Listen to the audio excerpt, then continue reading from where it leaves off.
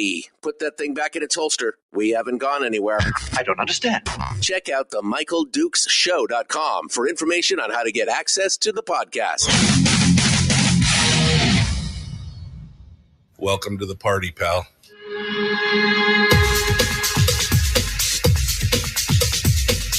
The Michael Dukes Show. The greed and the entitlement is astounding to me. What more could you want from a low-budget radio program? This is a dumpster fire. That was just BS. It is time to get a new perspective. We know just what you need, and we've got just the cure. Open wide and prepare for a steaming hot cup of freedom. I just don't fathom it. The Michael Dukes Show, streaming live across the world. Yep, across the world on the interwebs and around the state of Alaska on this, your favorite radio station and or FM translator. It is the Michael Dukes Show. Good morning to you. It is Monday. Don't let the chipper mood fool you. It is that first day of the week where we have to face it all and get ready to do it. Good morning and welcome to the program this morning. All right, today we're continuing our discussions about candidates and campaigns. All throughout the remaining days, the waning days of the fall here. What are we here? I'm looking at here. 1, 2, 3 more Tuesdays until Election Day. So we're getting ready to come down to the wire here, and we're, I'm sure, going to be pretty full all the way through as we continue to have these discussions with potential candidates from around the state of Alaska, and we'll be good to go. All right, so this morning we're going to be discussing things with candidates for State House and State Senate. We start off here in hour one with Jay McDonald, who is the registered Republican for House District 12 in Anchorage. Jay McDonald running against the incumbent Calvin Schregi, who is a nonpartisan, but we know that that nonpartisan is code for something else. And so we're going to have a conversation with Jay McDonald about that here in hour one. Get a chance to talk with him and see what he has to say about his candidacy. In hour two, we're going to be picking things up with Shelley Hughes, who we haven't talked to in quite some time here on the program.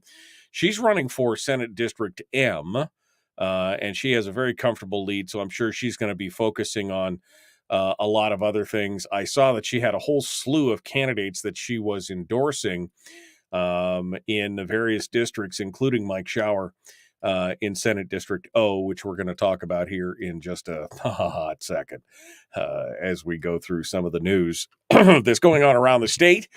And so that's it. Coming up tomorrow, it's going to be Brad Keithley, Chris Story. And on Wednesday, that debate that we've all been looking for, the debate between Ron Gillum and Justin Ruffridge, they'll both be on the program to talk about the differences where they sit, and we'll get a chance to hear what they have to say. Full 2 hours with both of them on Wednesday. Then on Thursday, it's going to be a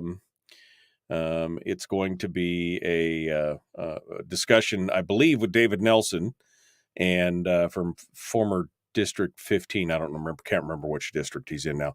And then Mia Costello. It's there's a lot of stuff going on here as we reach forward and get squared away on it. All right, agendas and let's see, topics. What do we got to talk about here? I guess first and foremost, I did promise some good news too here. I will try and give that to you before we get too far along here. I will attempt to give you some of the good news this morning, and hopefully twice. Hopefully I'll give you some here in the first segment and then some in the last segment of the show as well. But we'll start off with some sad news for folks out there. Ben Stevens, former chief of staff of the governor, and of course, son of former Senator Ted Stevens, died on Thursday. He was 63 years old. Troopers wrote in an online dispatch that they received a report that a hiker who was later identified as Stevens was having a medical emergency on Thursday evening while hiking the Lost Lake Trail near Seward. Lifemen arrived on the scene at 6:41, just 44 minutes rather, after troopers received the initial report, and he had passed away on the scene. Stevens, of course, became Governor Dunleavy's chief of staff in 2019, taking over for Tuckerman Babcock. He left the post in February when he took a job for ConocoPhillips Alaska as a company VP of External Affairs and Transportation. He was also a former state legislator and served as Senate president in the legislature. He was one of a handful of lawmakers who was part of the CBC investigation, was never charged with a crime, and had maintained his innocence. And just kind of a shocking thing, 63 years old. Just passed away while hiking on the trail. And no other words on anything else like that. Our thoughts go out to his family. Definitely a tough thing to have happen when they go so young. Absolutely, when that happens. There's more blowback on the Chewbacca thing. I know I spent plenty of time last week talking about this. My outrage at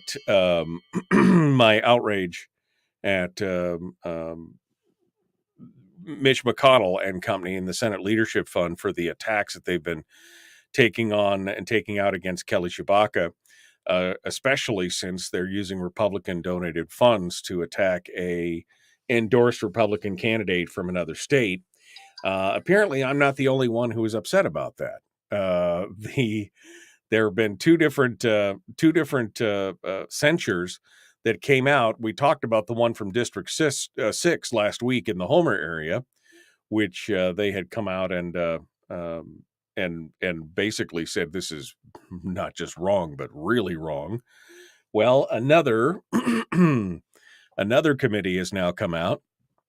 The District 9 Republicans met on Thursday and voted for the resolution, which says that Mitch McConnell's indecorous endorsement of censured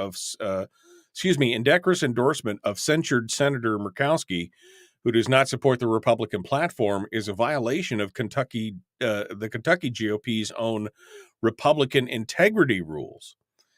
This, again, the second Republican committee in Alaska to condemn McConnell's attacks on the endorsed candidate from the Republican Party. The District 9 Alaskans condemned the egregious, misleading, and divisive behavior of Senator Mitch McConnell and the Senate Leadership Fund, and we steadfastly support our very own District 9 resident and Senate candidate Kelly Chewbacca. The group is based in Anchorage and has asked that the Senate Leadership Fund immediately stop the attack ads against Chewbacca and discontinue support for Murkowski. Of course, the must-read article on this makes mention of Alaska Republican Party Chairwoman Ann Brown's short statement that doesn't mention McConnell or the Senate Leadership Fund. It was kind of a lukewarm commentary. But this is the second time they vote to censure Mitch McConnell for attacking Kelly Chewbacca.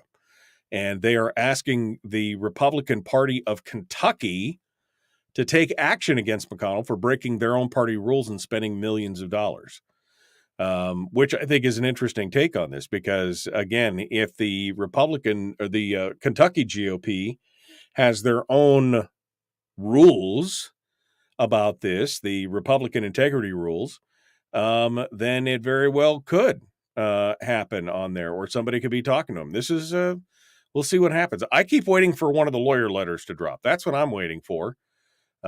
Because that's what Kelly had talked about a week ago when she was here on the program. And ever since then, I've been watching more and more ads continue to spew forth from YouTube and everybody else. So yeah, it's a hot mess, but I'm glad it's I'm glad it's at least getting some exposure from the Alaskan parties that are involved on this. And there's an interesting article that came out on Saturday. And it's reporting that District 29 and District 30, the Valley to Valdez, these are all districts that are covered by Senate District O, that they are endorsing and backing Mike Shower for Senate District O. And they said that they're not endorsing Massey. And in fact, they are putting out the word that Massey is a bit of a moderate mess. This is an article from, again, Must Read Alaska putting it out. The chair of District 29 is putting out the word about candidate Doug Massey, who she describes as a moderate mess. In an email to her list of hundreds of voters in the district, D29 chair Carol Carmen, longtime Valley political influencer, said phones started ringing off the hook for her when Massey filed for office. It was troubling. He's closely associated with a public employee union. That's a deal breaker for many, but she heard of many incidents that worried her. Carmen points to problems. Massey was first promoted in the troopers to become the director of wildlife, and he wasn't qualified. He was demoted by then Commissioner of Public Safety Amanda Price for unprofessional conduct. Massey had an exclusive contract that allowed him to retain his employment as his original rank of sergeant, and was later reappointed to the position of Alaska Wildlife Troopers with restoration to the rank of colonel after Commissioner Price was fired by Dunleavy. Carmen also says Massey was later forced to retire under internal scrutiny for his alleged interference in 2 trooper criminal investigations, and that there was active litigation occurring. She said that she provided links to a podcast for Heroes Without Capes, which is a podcast put together by former Alaska State Trooper Louis Neves, who discussed the good guys and bad guys in the trooper workforce. They said this is very well known among troopers, and it's alluded to in the podcast, episode number 49 below, again, of the podcast Heroes Without Capes. The District 29 newsletter is the 6th in a series on Massey, who the district is strongly opposing, even though he's a Republican, and even though his mother is a well-respected Republican. His name is well known in the Valley.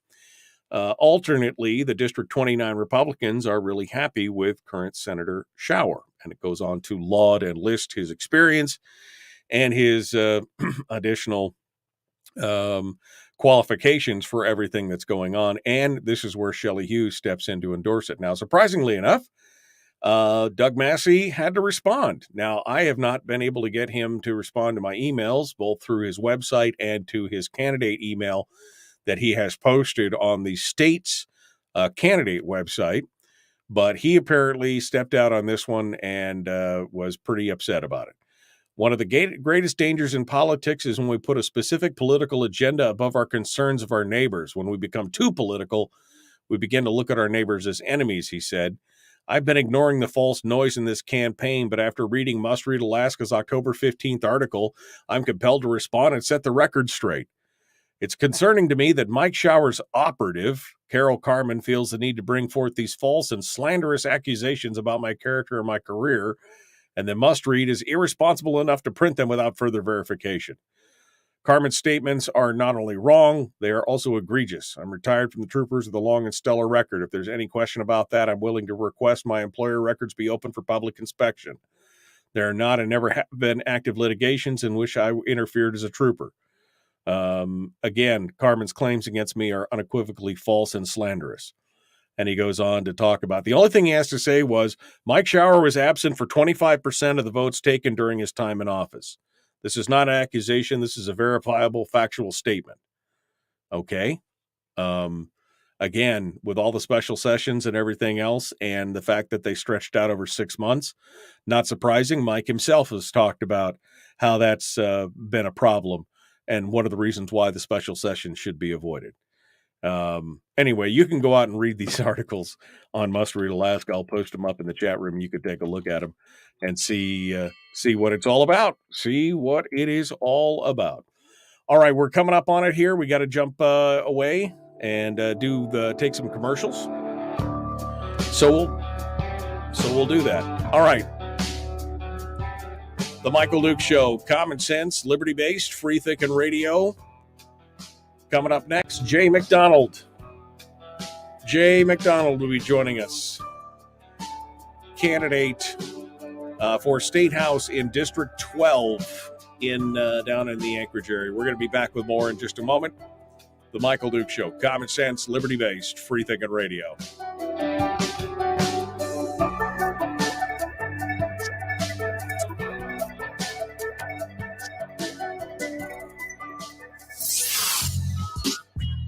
What is that? Common sense. Regularly heard on American radio. Michael Duke Show. Radio.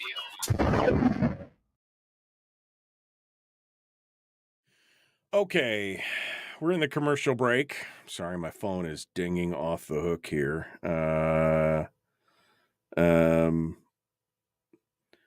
sorry. Somebody was asking me questions about stuff here.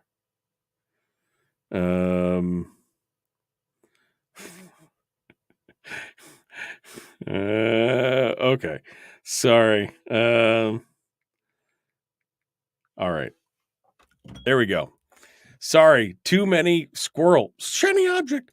All right. Jay McDonald is in the green room. I can see him now. Let's get over there and test his audio for this morning to see where he's at this morning. Good morning, sir. How are you? Hey, you can hear me all right? I can hear you just fine. You sound, in fact, you sound good. You sound good. You ready to tackle all these things this morning? Yeah, sure. All right. Sure. Okay. I twisted your arm. It's all good. Jay McDonald, our guest, we're going to be jumping back into it. I'm going to put you back in the green room here for just a second, Jay, as we get things squared away. Folks, like and share the show, like and follow the show page. And whatever you do, make sure that you, District 12, make sure that you share the show and tell everybody about it. That's what this is all about. That's how we get more people involved in the conversation. That's what it's all about. Let me go back up here and see what is going on here, what you guys have been talking about. Good morning. Starring Michael Dukes and a cast of dozens of mostly affable real Alaskans. I swear if I see one more Kelly Shibaka ad, I'm going to have blood shoot out of my eyeballs like one of those desert lizards. Who's paying for this? This is the Senate Leadership Fund. This is Mitch McConnell. This is his secret baby. This is his way of doing things. Yeah, I mean, this is the question right here. He's the one that's paying for all this with donations from Republicans. The Senate Leadership Fund is supposed to again create all this, kumbaya, pro Republican Senate and everything else.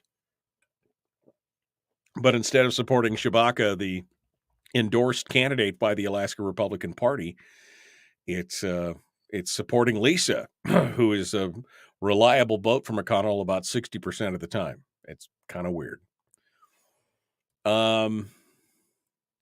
See, McConnell is paying her back for the two to three times she voted his way. Indecorous, who talks like that? People in letters, that's who talks like that. Indecorous. That's where that comes from. All right. Let's see. I'm going to be 100% honest. I know nothing about Chewbacca's politics, but at this point, I'm going to vote for her just because I've been bombarded with her name 89 times a day with this childish mudslinging campaign. I mean, I think that's the best thing here. Somebody called up the other day and said, all these Murkowski ads that are beating up Chewbacca are ridiculous. I think that's the blowback. The blowback is that somebody's going to think this is Lisa Murkowski doing all this, and they're not going to be pleased. They're not going to be pleased at all. Okay. So if Doug is a conservative, why isn't he on your show? That's a good question. I mean, that's a good question. I've been trying to get him on the show for a while. All right, we are getting ready to come down to it. Let me see. Ask each guest to subscribe to YouTube channel as a way to increase membership, says John. Well, there you go, John. We'll ask all the guests to subscribe to the YouTube. And in another month, we'll have another 12 or 15 people who are ready to subscribe. I mean, I got 3,000, 3,500, 3,600 people on Facebook. You think I could get 1,000 of them to jump onto YouTube and at least subscribe. But, it's too hard. It's just too hard. I like where I'm at. All right, 23 seconds out. Jay McDonald is our guest. We're about to get into it. You hear that? You know what that means. It's time to get into the program here. The Michael Duke Show. Common sense, liberty-based, free-thinking radio. Like it, share, like it, share, like it, share. Like and follow. Do all the things. The YouTube, ring the bells, all that stuff. Here we go.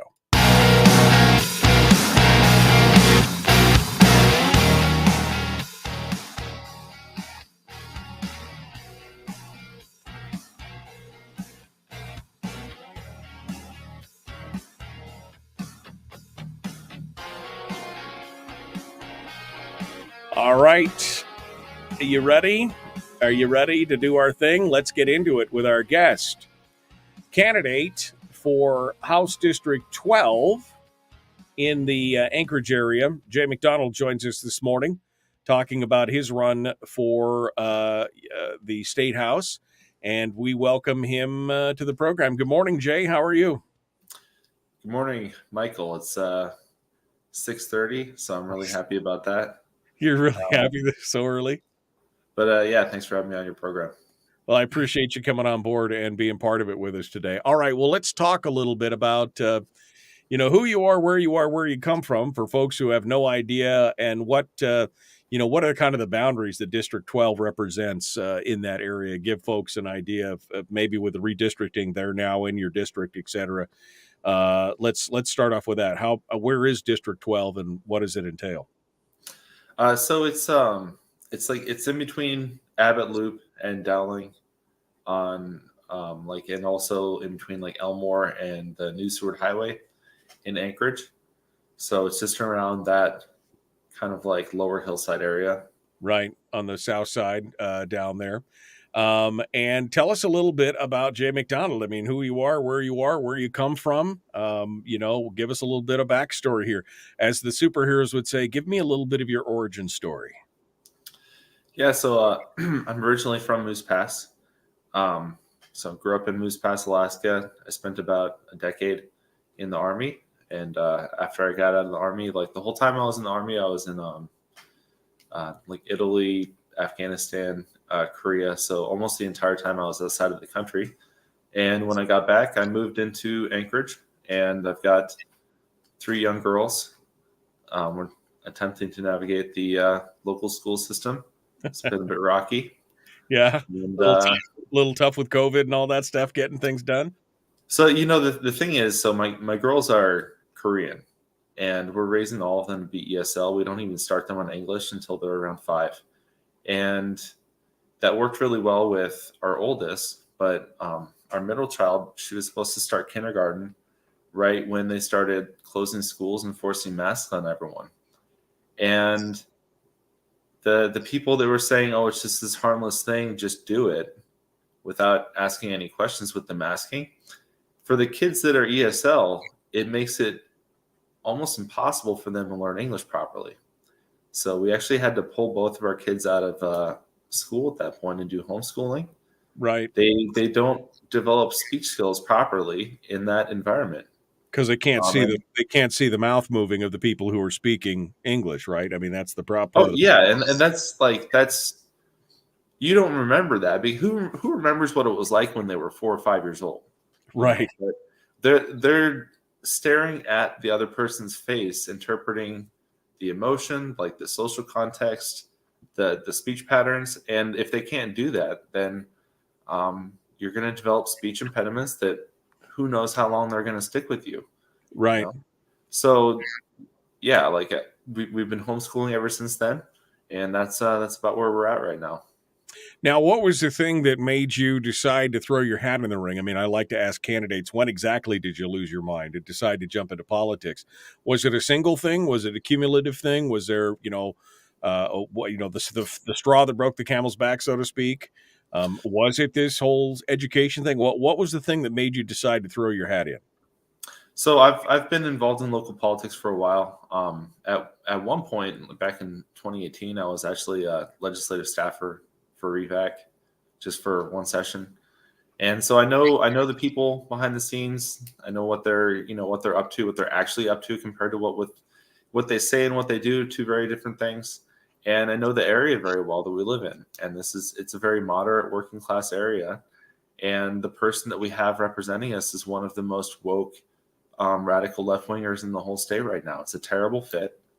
And I don't like the things that he's been doing down there. And when he comes back to the district, he misrepresents everything that he's been doing and why he's been doing it. And that really bothers me. So Right. I think we don't have accurate representation right now. I'm assuming you've walked the district now and started knocking on doors and meeting your constituents and doing things like that.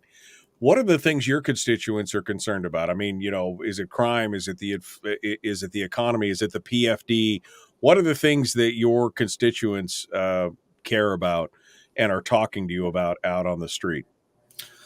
There's always some people that are concerned about the PFD, and I was a little bit surprised. The funny thing is, like, donors really hate the idea of the PFD almost universally. Like, on the left, they hate the PFD. I'm talking about just the donor class. It's very different from voters. So on the left, they hate the PFD because they see that as their money. Like, they want to convert it into pay and benefits for their membership because it's primarily public unions that you're talking about. And on the right, they hate the PFD because they see that as something that they have this idea in their mind that, like, if you're paying out PFD checks while you're collecting income tax, then you're collecting my income to pay it to the next guy. And that concept, they really, it doesn't jive with them. They don't like it at all. Right. So that's what you hear from donors. But the interesting thing with actual voters is, so far, 100%, not many people bring it up, but 100% of the people that bring it up are really upset with all the changes that have happened ever since Bill Walker did that veto and our judiciary took over the program. Right. So that's something that there's some things that it's kind of like inside baseball, wonkish type of stuff. But I'm starting to see more people talk about our judiciary right now, because one of the critical failures that we have in our state government that's making everything so toxic and difficult, our judiciary is totally out of control. They've come to realize that there's almost no check on their power, so they can do anything that they want, and there's almost nothing that we can do about it. And right now, if you really think about it, the real substantial legislation that's passing in Alaska right now, almost all of it's going through the judiciary. And they're passing stuff without us even being aware of it most of the time. You remember when that lady was stabbed by the guy in the spinal cord at the library? At the library, right. Yeah, I remember that. And they tried to let him out of jail. The only reason why they didn't let him out of jail immediately is because people noticed. And everyone's like, oh, man, we got to close that loophole. There's no loophole. There's no loophole in any law that allows that to happen. Some judge and some prosecutor got together in a back room and just decided that they were going to do that. And they made that a law on the spot without talking to anybody about it. We're talking with Jay McDonald, candidate for District 12. So speaking of it, you mentioned the dividend specifically. Speaking of the dividend, I mean, how do you view the dividend? Is this something that we should be going back to first principles on and going back to the statutory formula? Should we be paying it? Is this the people's money? Should it be used for government? What do you say? It needs to be statutory.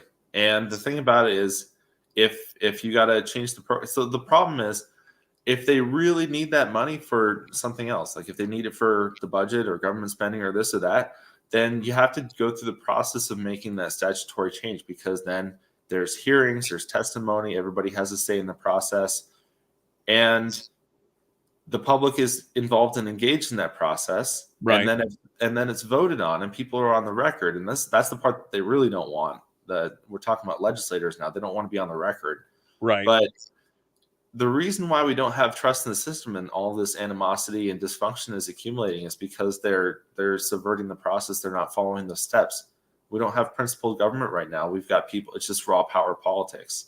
So Right. they're just arbitrarily deciding what they want today with the PFD and with other things, and forcing it on everybody else without us having any input in it. And that's caused a lot of mistrust in the system. So either follow the law or go through the process. Right. Follow the law, change the law. Yeah, exactly. And I think that's pretty easy to understand. And I think one of the reasons why you don't see that is because they understand how people would vote. I mean, they know what people would say. Like you said, the power brokers and the donor class are like, oh, no, don't do that. But the people who actually are in the trenches, the voters are like, yes, we would like to have our PFD back. We don't need the size and scope of government that we have.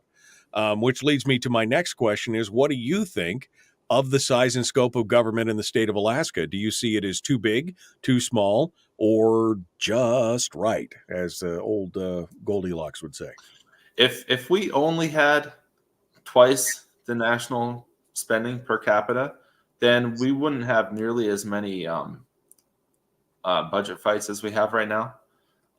People don't understand the degree to which our spending has totally been blown out, and it's on the most ridiculous things. So one of the true horrors of growing up in Alaska is seeing all of the big-brained ideas that our state government has pumped money into over the years. Like, there was that slaughterhouse and like the fish packing plant thing and Delta flying project and everything else. Yeah, like flying charter jets of people around to like watch basketball games and like the most ridiculous stuff. And it's pretty nuts. So the thing is, it's totally out of control right now. And everybody, whenever you talk about cuts, they think there's this stupid gotcha question. They're like, oh, well, what would you cut?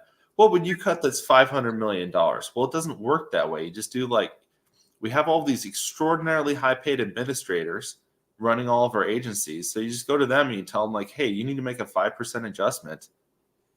That's the whole point of having these administrators, hundreds of them, thousands of them, this army, this legion of administrators. They can administrate adjustments and make our programs more reasonable.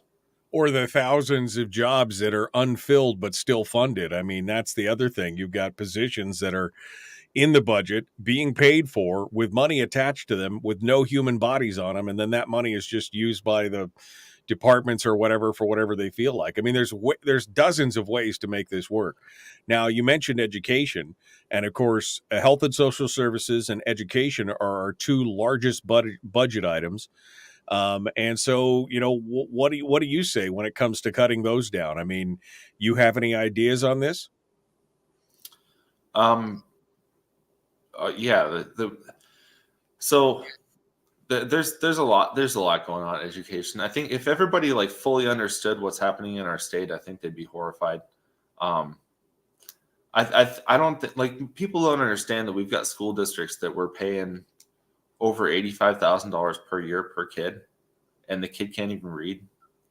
It's absolutely mind blowing what we're doing. Like the amount of money that we're pumping into these things, and that money's not going to classrooms.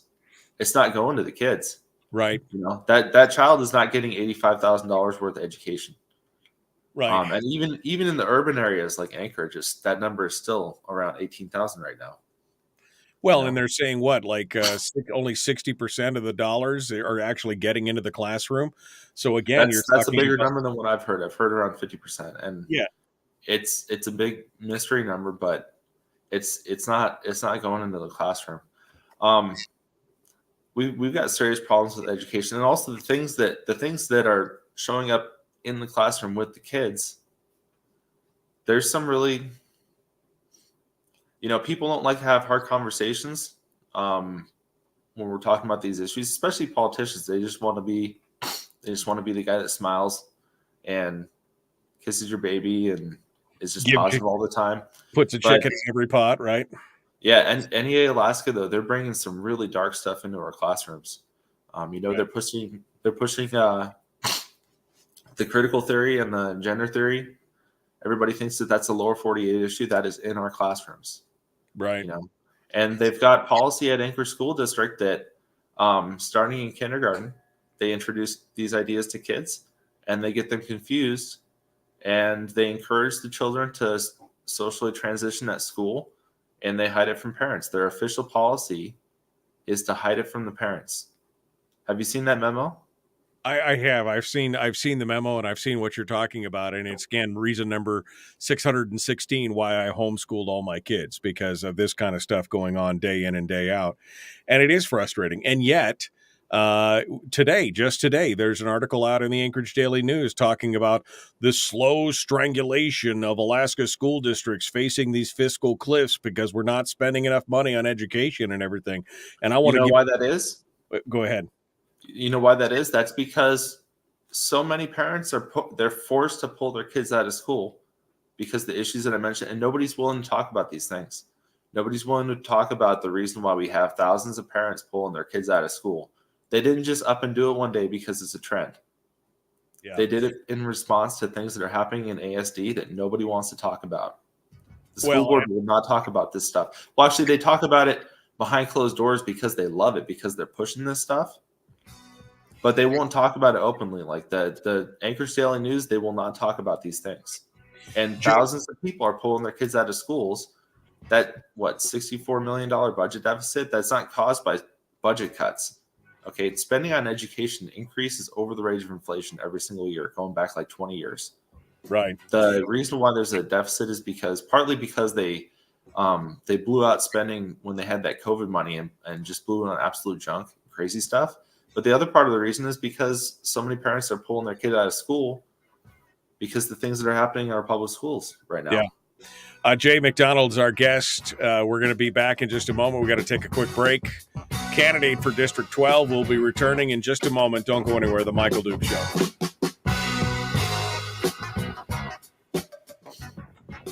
We're broadcasting live through a series of tubes, allowing all of these entities to provide streaming stuff going on the internet. Well, it's kind of hard to explain. Sorry. Streaming live every weekday morning on Facebook Live and MichaelDukesShow.com.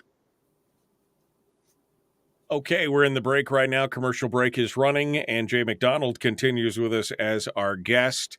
I say, Jay, that if there's been one silver lining to COVID, it is that many people's eyes have been opened up to the problems in our school system. I mean, that really gave us it was really, again, a shocking eye-opener for many people. First of all, to discover how political the school systems were. I think many people were kind of unaware of what was going on with it. And secondly, many of them discovered that it wasn't as hard as they were being told to homeschool their own kids. They were like, oh, well, this is not as hard as I was.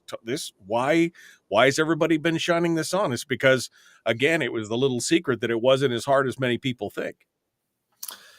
Yeah, so a side effect of graduating a bunch of kids that can't even read is that when you're producing levels of performance as low as we are in the Anchorage School District, it's not hard for parents to meet that bar. So anybody can do it, really. Heck, if your kid just spends an hour a day on Khan Academy, then they'll get the basics,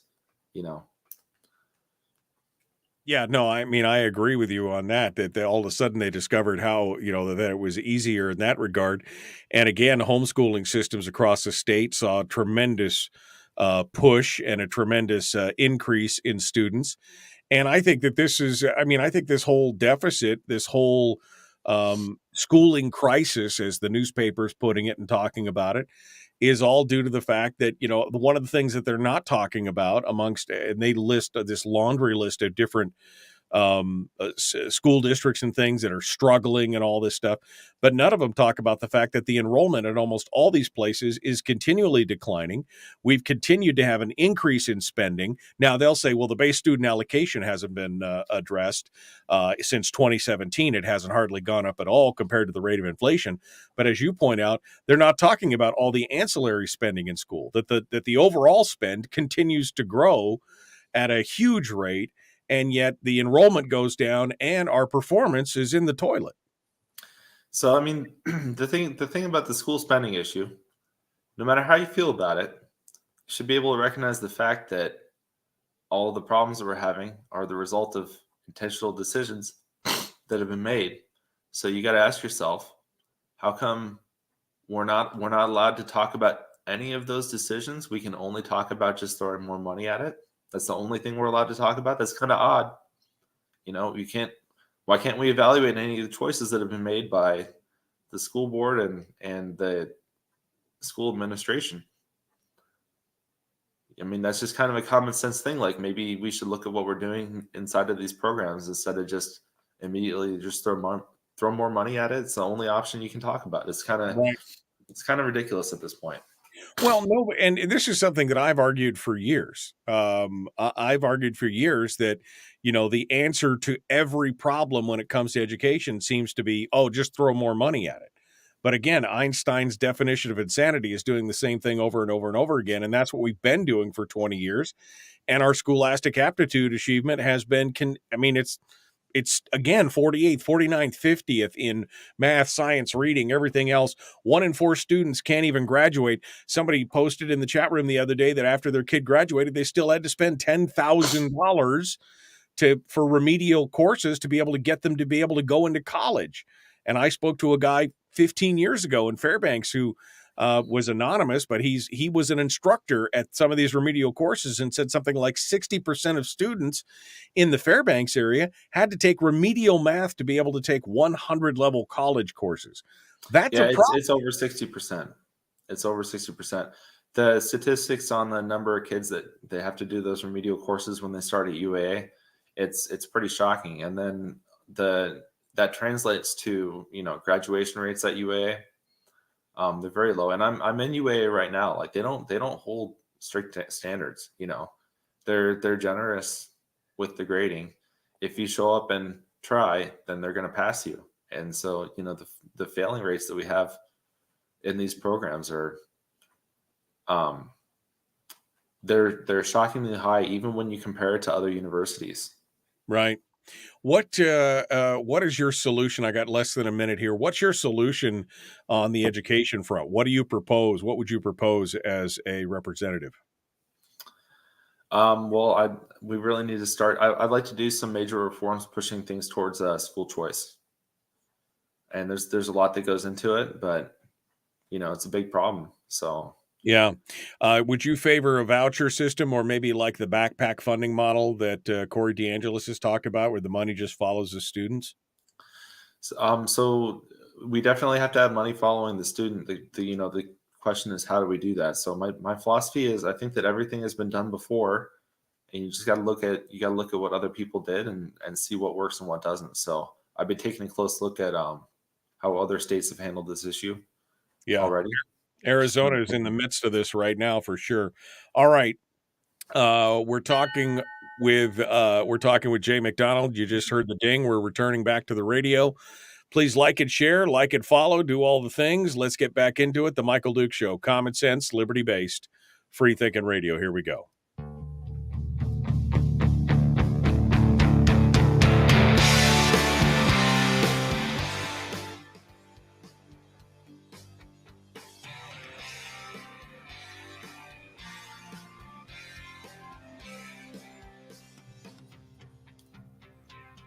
All right, welcome back to the program, The Michael Duke Show, common sense, liberty-based, free-thinking radio. We're ready to continue now. Jay McDonald is our guest, candidate for State House in District 12, which is in the south lower hillside Anchorage area. And we're talking with him about different things. We just finished up on our discussion about education. Of course, we've got other areas of the budget as well, Jay. You have suggested that what should happen is that the administration should be asking all the departments and commissioners to create a 5% cut across the board to try and make things happen. Now, that's been proposed before, and everybody looks at you like a deer in a headlight and says, we couldn't possibly cut anything more. We're to our bare bones. What do you say to things like that? So, I mean, the first thing, so the plan of attack on the other side for as long as I've been alive, whenever you talk about making adjustments, they find the programs that are the most popular, cheapest things, and they axe those first.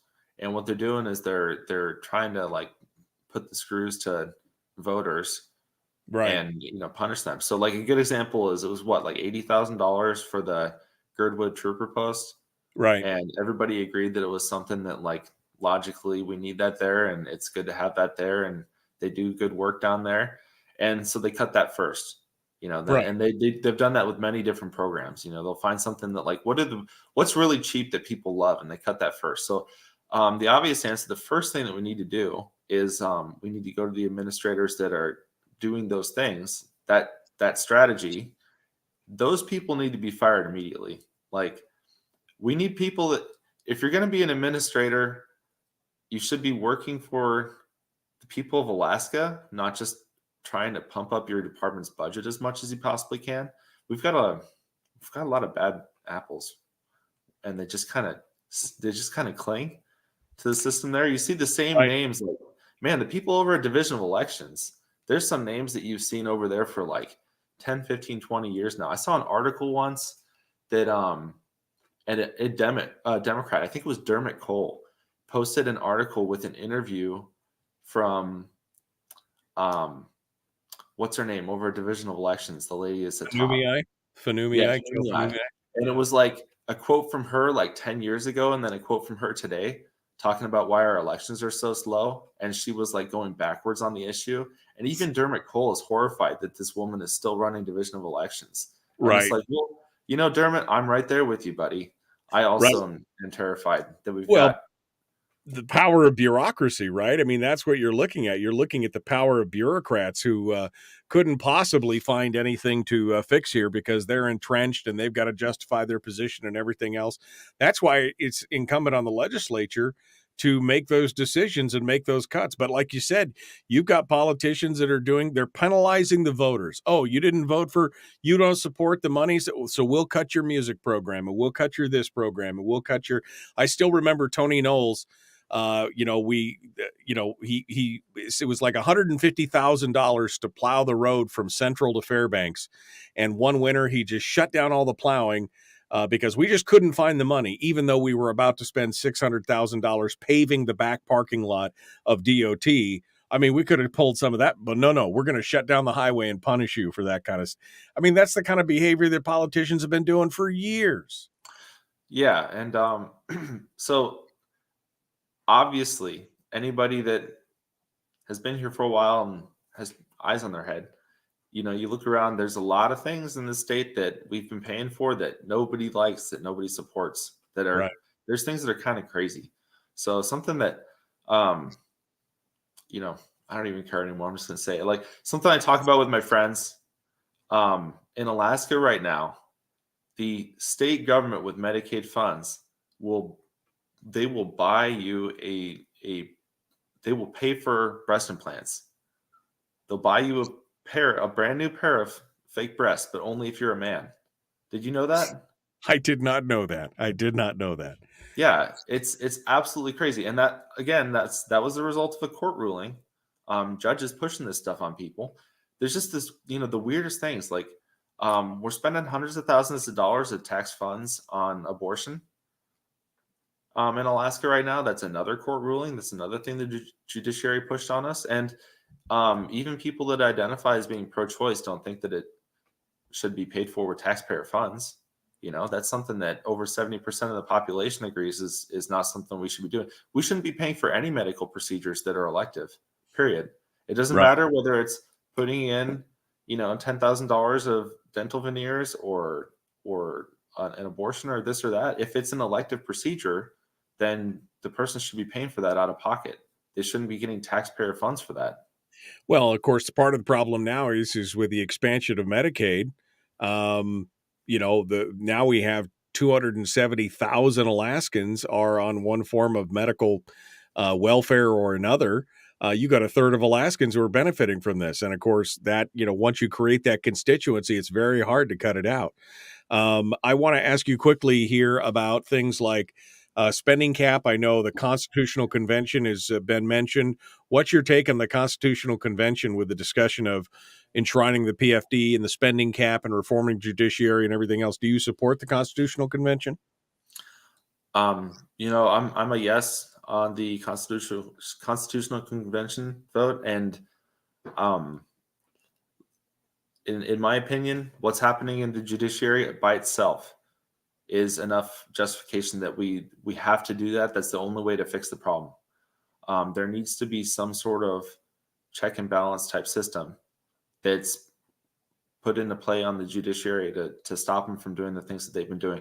The judicial branch is only supposed to interpret the laws that have been applied by the legislature. And they've converted themselves into a super legislature that's passing legislation and also overturning and disrupting the legislation that have been passed through the legislature itself.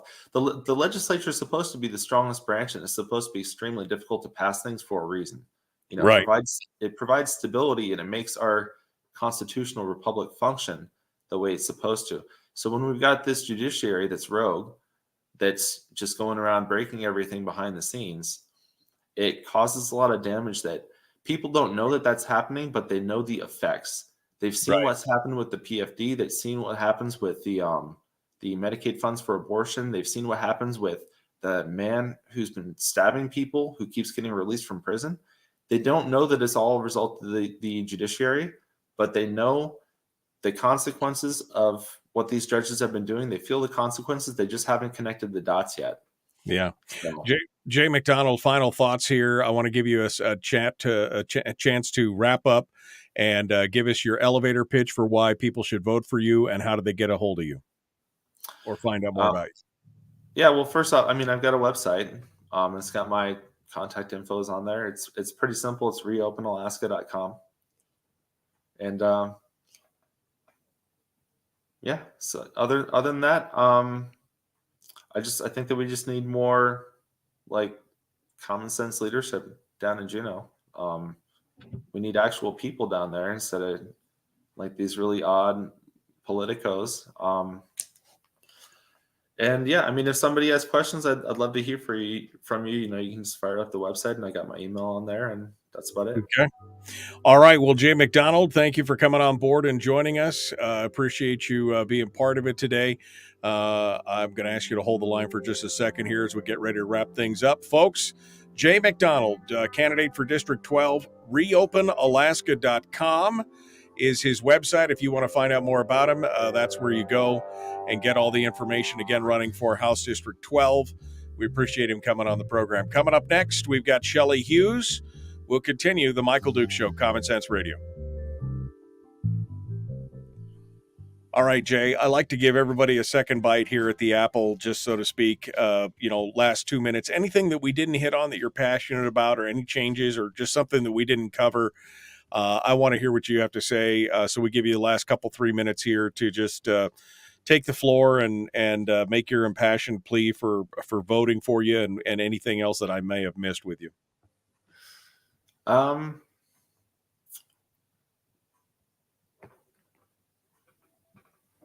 Yeah, I mean, we talked about, like the big things with, I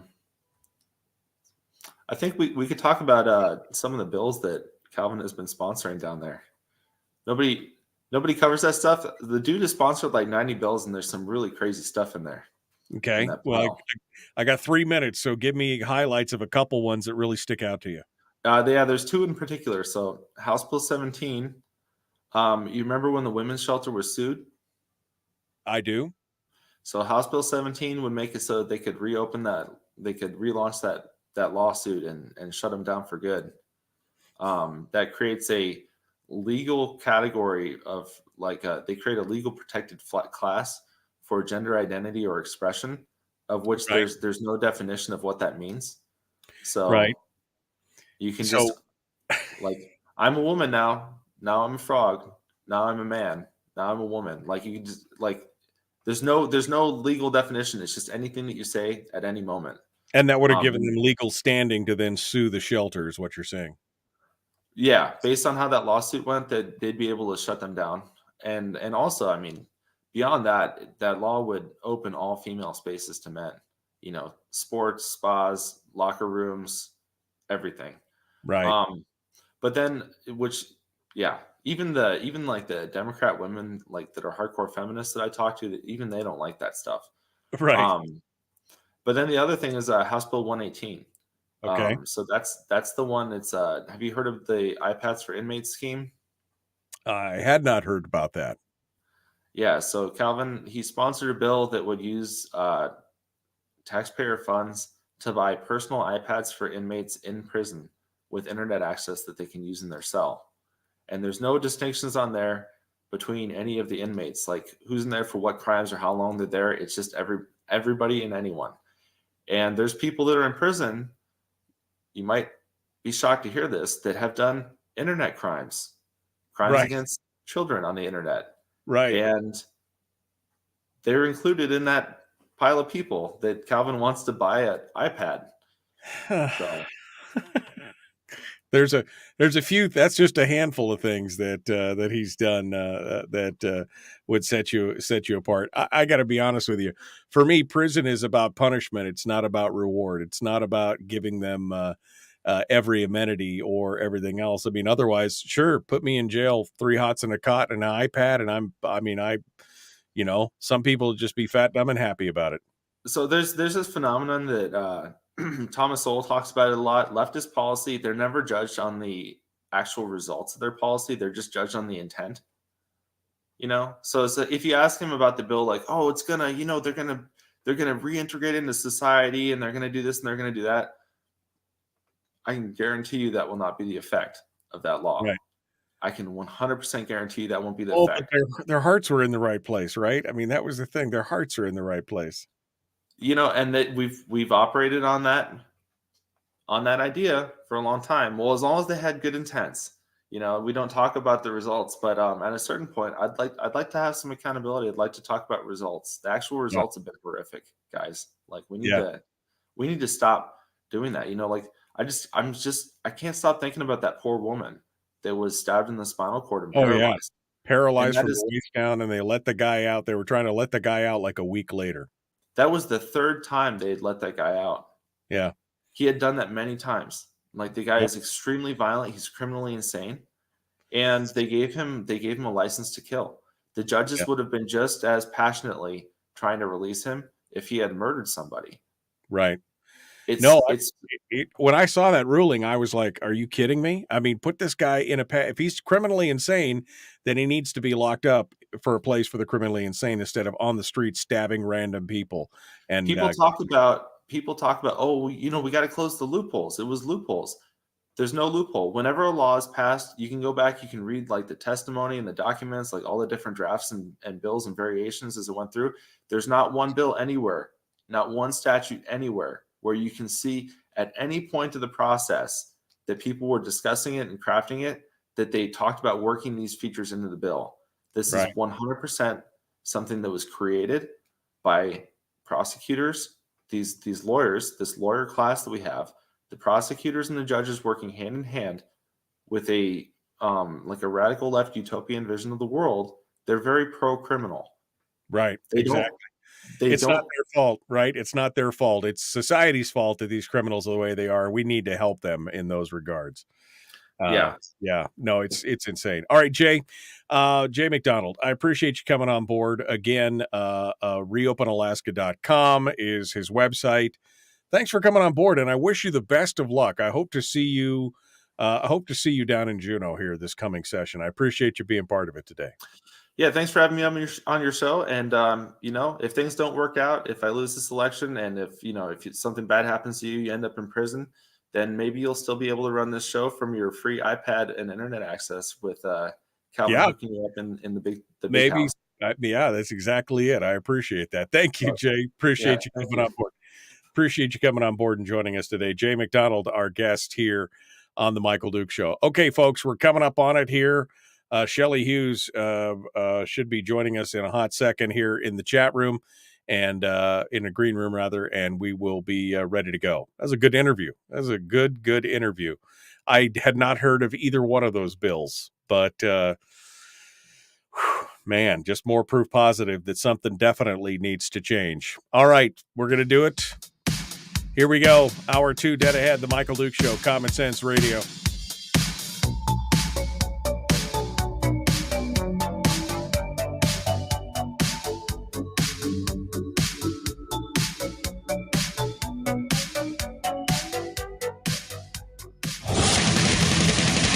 Whoa, buddy. Put that thing back in its holster. We haven't gone anywhere.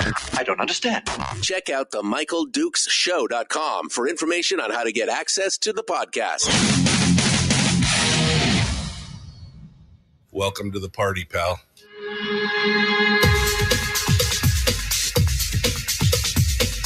The Michael Dukes Show. The greed and the entitlement is astounding to me. What more could you want from a low-budget radio program? This is a dumpster fire. That was just BS. It is time to get a new perspective. We know just what you need, and we've got just the cure. Open wide and prepare for a steaming hot cup of freedom. I just don't fathom it. The Michael Dukes Show, streaming live across the world. Yep, across the world on the internet at michaeldukeshow.com, where you'll find the audio-only live stream. And, of course, links to all our social media sites where we simulcast the show, Facebook, YouTube, and Twitch. And, of course, in the also the podcasts as well.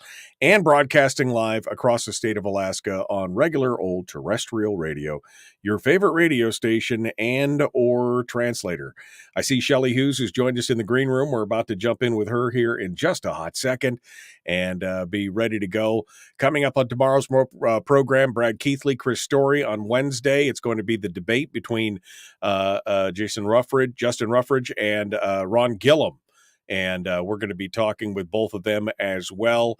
We're continuing our series of candidate interviews. We are literally 3 weeks away from 3 Tuesdays away from Election Day.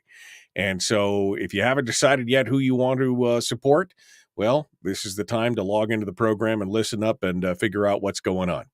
All right, let's jump into it with our next guest. Shelley Hughes is in the chat room or in the green room with us right now. Let's bring her on the program and say, good morning, Shelley. How are you this morning? Woo! Good morning. That camera brings me really a little close. I'm going to move it back just. Okay, you move it back just a little bit there, Shelley Hughes, our guest on the program. Yeah. You all ready to chit chat about what's going on today? Absolutely. We are 22 days out. Whoop whoop. And, lots happening. Busy time, and haven't been on your show for a while, Michael. Been missing you. Yeah, it's been a while. You've been a busy lady, and we of course have been busy here on the program trying to get all this information out to everybody. So I guess we'll start off here just real quick. I mean, you're running for re-election, but you have a pretty healthy lead in your race, and so I don't know as you're necessarily as worried about what's going on in your race as what's happening in the rest of the state right now. So tell me what Shelley Hughes has been focusing on here in the last few weeks and these next 3 weeks running up to election. What are you going to be focusing on? Well, I always want to make sure I'm in good position with my own race, so I don't ever take that for granted, and I work to stay accessible to people. So I'm out and about quite a bit, but I am, as far as fundraising and gathering votes, I'm really more focused on 5 Senate seats and the Constitutional Convention. So right. Been working long days, not sleeping a lot, from early morning, late at night, trying to do what we can to make sure we get the right people in for the sake of Alaskans. Yep, that's right, what it's about. And it's been, this started in the summertime too, so it's not just like we're stepping up here at the last minute. It's right. Yeah. Well, and that's the thing, because you can get down into Juneau all by your lonesome, but if you don't have the people to help you out, you're the one person in the storm as it races around you. You need the help of the bulwark of all the people that you can work with and trust, and so that's why it's so important to push on some of these races. What do you see as the big races that you what do you see as the big races that you are focusing on to try and help out? I mean, what are some of the pivotal races that you're seeing in the Senate and in the House coming up? There are 5 races, and I'll just say if we win all 5, we will have a solid conservative majority. If we lose one of those, we can work hard and maybe hold it together. If we lose 2, we're going to be in the same boat that we've been in for the last number of years, where we probably have a Republican majority, but it would be with a more moderate to liberal leaning, and it would be what I consider pretty dysfunctional. And but even with 3, it could possibly be a bipartisan, because I think there's a lot of frustration on some of the moderates, and I'm not sure exactly, what their choice would be, whether they'd want to be with the other Republicans or with Democrats. If we lose 3, then we're going to have a bipartisan coalition. So those 5 races, Michael, are Senator Mia Costello needs to win, Senator Roger Holland needs to win, hopefully Senator-elect Ken McCarty, and out here in Mat-Su, Mike Shower, and up in Fairbanks, Jim Matherly. So those are the 5 that if we want to have a real solid conservative majority, real Republican majority, not a sham Republican majority, those are the 5 seats we need to win. Right.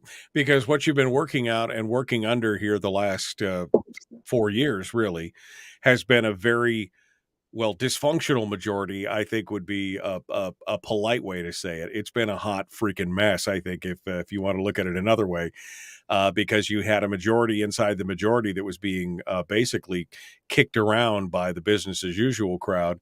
And we do not need another setup like we saw here in the last couple election cycles. Well, and I think actually what you also saw was there was a majority within the majority, but there was also those of us who figured out how to, within the uniform rules, get a number of stuff done in the last 72 hours that was pretty much unprecedented in state history. Right. So we got some major things through that had been, because of being wrapped around the axle on the PFD, had been stalled for 4, 5, 6, 7 years. And we did things where chairs were blocking things. We had House Finance Committee and the Senate Finance Committee that were not really interested in putting forward the sexual crime legislation. They were okay with it dying. And, working with some brilliant people and staff in the last, I don't know, it was maybe 3 days, maybe 4 days before we could see the handwriting on the wall, and we decided to take pretty drastic steps. My office ordered the entire sexual crime bill into an amendment on a 1-line bill, and we knew that 1-line bill was going to come across, and we planned to basically amend an entire bill into a little 1-sentence bill. Right. And that's basically what that is. It's rolling the chairs. And I asked my chief of staff, Buddy Witt, I said, I want you to write the best floor speech you've ever written. I want to make the case that we would be negligent as legislators if we didn't take action on this. And he worked hard on it, and I wanted it in advance. I spent several hours digging and adding some factual stuff that I thought would be really compelling. And my goal was to stand up on the floor and make such a compelling case that even the folks that had been blocking it would have to vote for it. And you could hear pin drop when I spoke, and it passed unanimously, and it went over to the House and passed unanimously. So we were doing things like that on a number of fronts. And so now folks that have been in the majority realize, we're not just going to sit back and just, in our chairs and say, oh gosh, we can't get this through. We are going to figure out how to get things through. And because of that I think that really changes the dynamics of how the organization might go. And depending on the makeup and who wins, I would say the chances of a bipartisan coalition are greater if we don't win those seats than they were 2 years ago. And there was discussion of it 2 years ago, but I think it'll be more so because we figured out how to overcome some of the obstacles. Right. Well, one of the discussion and talking points that I've had here over the last year or two has been, look, if we cannot create a conservative coalition or a conservative majority in the Senate and in the House, we may need to reach across the aisle, and not in the terms of the Republican, Democrat kind of labels, but we need to create a pro PFD caucus, a pro PFD majority that say, look, I know we disagree on a lot of other things, but we all agree on one thing, and that's the PFD, and let's get that settled this year. Let's take it. Let's do it. Let's get it done. We can go back to fighting next year or next session, but let's get the PFD off the table so it's not the volleyball that keeps getting batted back and forth across the aisle all the time, and allows more and more of this government spending to occur and all these, because I think there's a faction in the legislature that is happy that the PFD crisis continues because it allows them to use time compression as a weapon, to do a bunch of different other things. But what about that? What about creating a coalition that's or a caucus or a majority that's a pro PFD majority, even if it's the dirty word bipartisan, even if that's what has to happen to get this off the table so we can move forward with the rest of the business of the state? Michael, that maybe sounds nice as a conversation point, but my experience is that the Democrats will not do it. They won't do it. And we had those conversations before. And I think the social, cultural issues are at the point that we can't just address economics. We have to address the fiscal situation. We have to get our fiscal situation in order. But some of these other things are so pressing, and I think the Democrats aren't going to be interested for that reason. And it actually makes me a little bit hesitant. I think we can work on some of these economic things just like we did. We passed the large PFD that Senator Schauer carried. So we weren't in the same caucus, but we still worked on the fiscal economic things.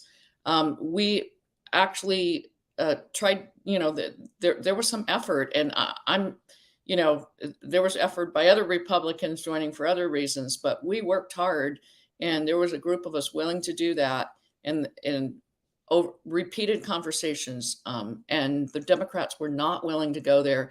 And you can say that we should do that, and that would be a possibility, but I do not see them willing to do that. They have not been willing. And that's the reality. That's the reality of what we have to work on. And so what we did is we worked, despite being in separate caucuses, we still worked on fiscal matters together, and we will continue to do that. But I heard a little bit of your prior guest, and it's hard. And in the past, I think your show has really very much focused on the fiscal side of things. And I think as a legislature, we have been focused on that. But I think these social and cultural things are becoming very, very important to Alaskans, to Americans in general. When you look at the concerns people have going into this elections, this is on a national level. So we're including Chicago and LA and New York. 71% of Americans are concerned about the public schools. So, what is that in Alaska when we are ranking at the bottom? Right. So I think some of these and that's not just academics. It has to do with are the parents getting the respect, and are their rights being considered? Who's calling the shots in the schools? So that's just one example of a number of things. And that is one reason why I'm focused on the Constitutional Convention. I see the Constitutional Convention as really, this maybe sounds a little bit extreme and over the top, but I really see it as the fight of our generation, the fight of our lifetimes in Alaska at this point in history, because it's going to set the trajectory for a number of years. And if it doesn't pass, it is going to be a rough road. And, and I'm sure you've been talking on your show about the crazy imbalance as far as the outside dark money. Oh, yeah. The outside influence has been insane. And we could pick this up here. Let's pick this up on the other side. Shelley Hughes is our guest, state senator. And we're talking about her reelection campaign and, of course, all the other key races, as well as the Constitutional Convention. We'll continue this discussion about the con here in just a moment. The Michael Duke Show continues. It is your home for common sense, liberty-based, free-thinking radio. We return with Senator Shelley Hughes in just a minute.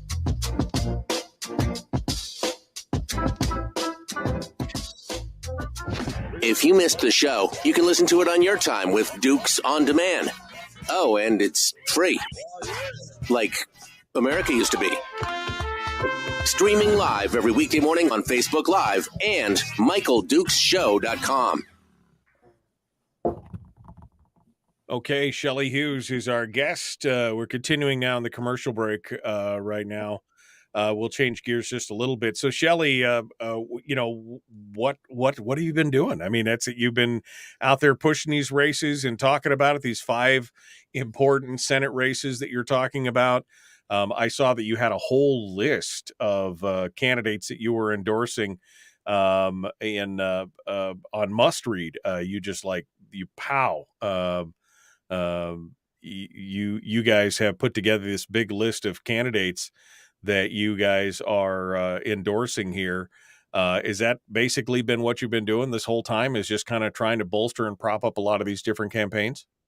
Yeah, it is what I've been doing, and working behind the scenes. I'm not on any of the campaigns of the candidates, so I am able to be a conduit with some of the groups that are working to raise money.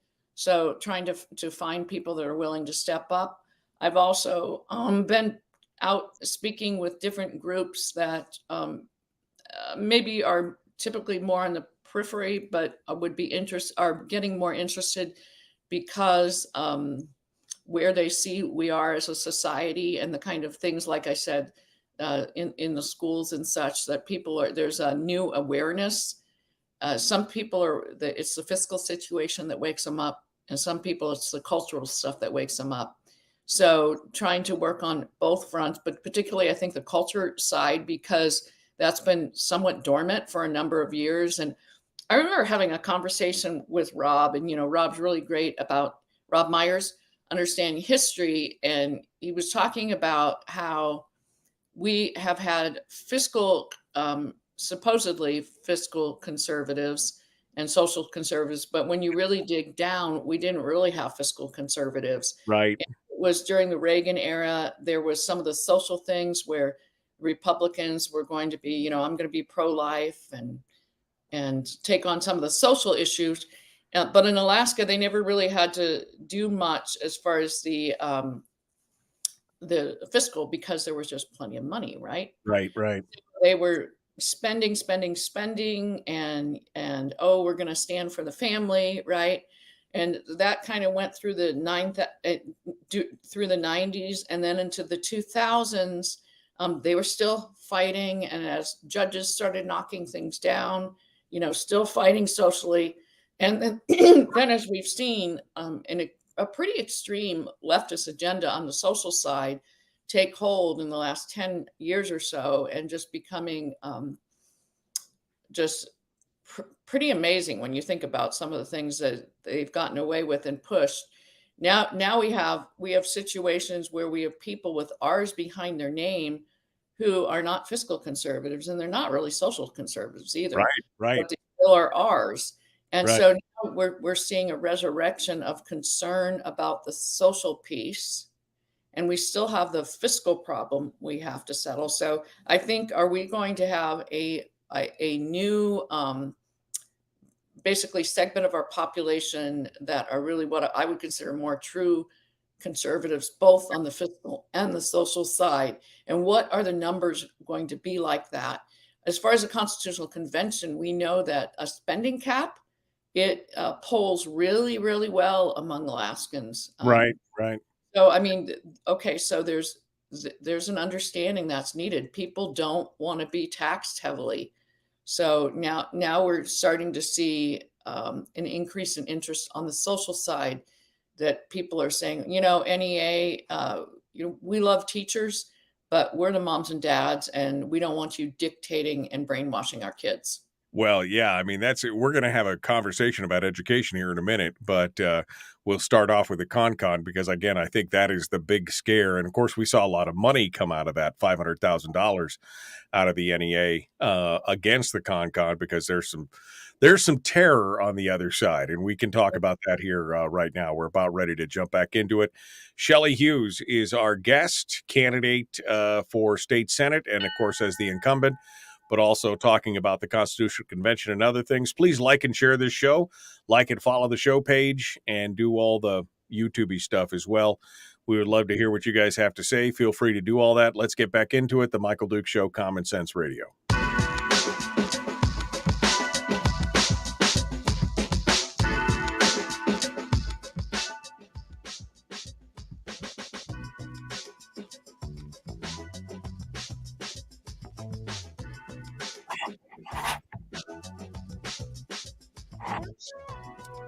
All right, we're continuing now. Shelley Hughes is our guest, candidate for state Senate, running for re-election, but also focusing on a bunch of different other things. We were just talking about the con, and I find it just ironic, Shelley, that the Defend Our Constitution crowd, which is the anti-con group, has been putting out all these ads with just these fear-mongering tactics of if we open up the Constitution, we're opening it up to the foibles of dark money.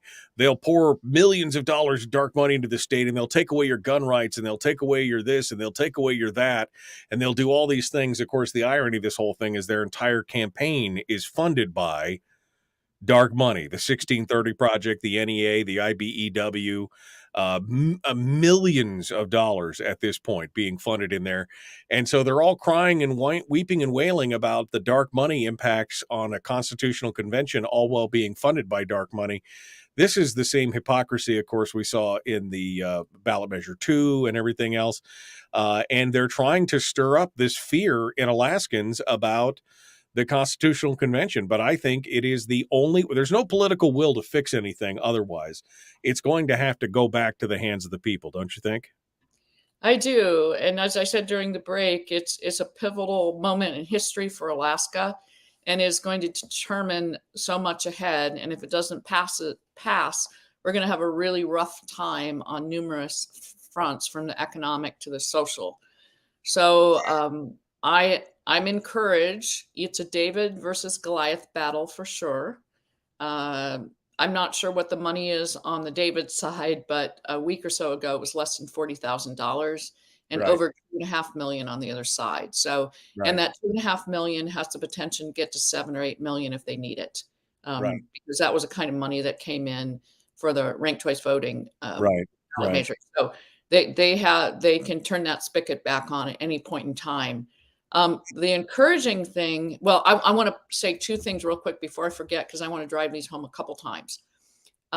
Tomorrow night, I'm going to be on a panel at the University of Alaska with Senator Schauer, and Dr. Forrest Neighbor is going to be the moderator. It's going to be on the Constitutional Convention, and encourage people to show up at the Wilden Marston Theater.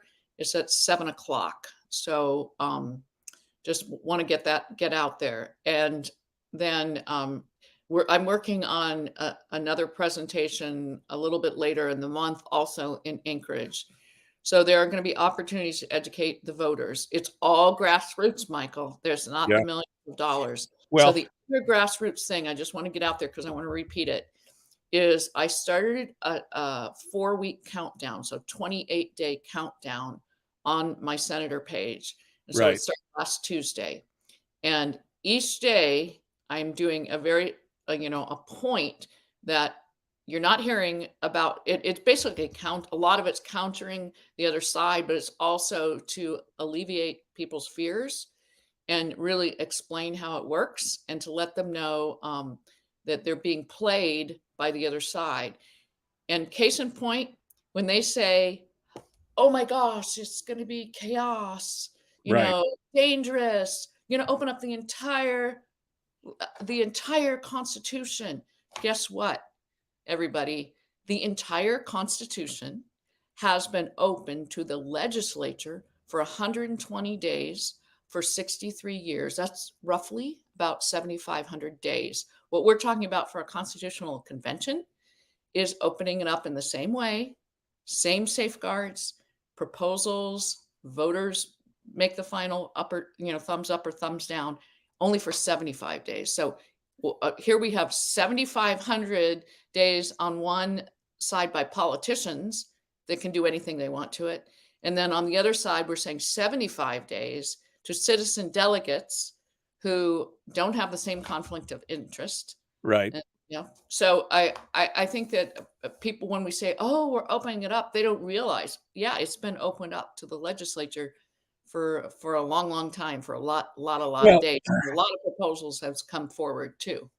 I have on this program, I have dissected the, you go to the anti-con page and you look at the players, you look at the people who are there, you look at who are supporting it, you look at who the committee members are and everything else.